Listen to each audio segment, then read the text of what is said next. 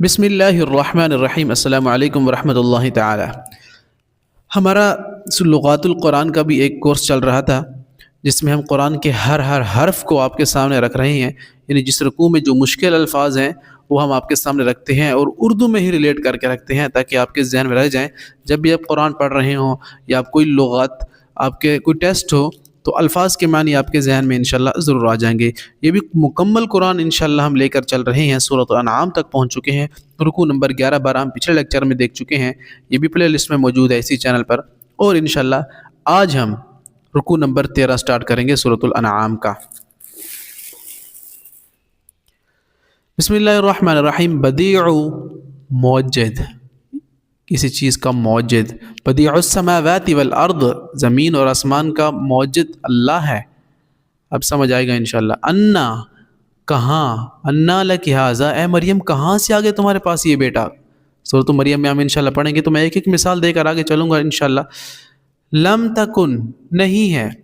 لم تکن ارض اللہ واسعہ، قرآن میں موجود ہے، نہیں ہے۔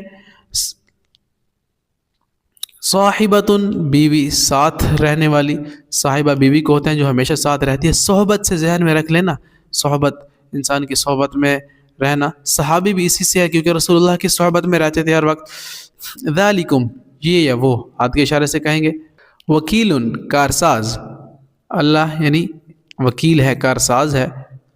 لا تدرک، نہیں پا سکتی، ادراک، پا لینا، معلوم کر لینا۔ ابصار، آنکھیں، بصیرت۔ لطیف، ابصارها خاشعہ، آنکھیں کسی کی جھکی ہوئی ہوں گی اس دن، قیامت کے دن۔ لطیف، باریک بین، لطیف چیز ہے، بہت باریک ہے۔ لطیف اور کثیف، اگر آپ فزکس اردو میں آپ نے پڑھی ہو نا، تو آپ کو پتہ ہوگا کثیف چیزیں اور لطیف چیزیں، کثافت۔ تو لطیف، بہت باریک بین۔ درست، پڑھا دیا تو نے، درستہ، پڑھا دیا تو نے، درس دینا، پڑھانا۔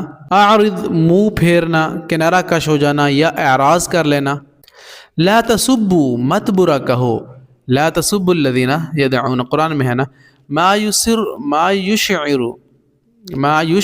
کیا سمجھ میں آتا ہے، شعور کا لفظ ذہن میں رکھ لینا، سمجھ میں۔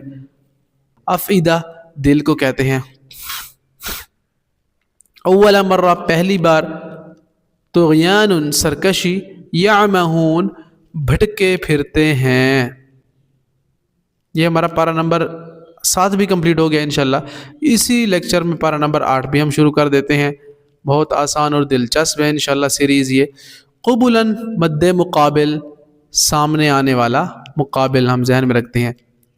یجہلون، جہالت کی باتیں کرتے ہیں، یجہلون، جاہل لوگ جہالت کی باتیں کرتے ہیں۔ عدوًا، دشمن، جمع اعداء کی ہے، عدوً، جیسے قرآن میں ہے نا، انہ لکم عدو مبین، بے شک شیطان تمہارا کھلا دشمن ہے۔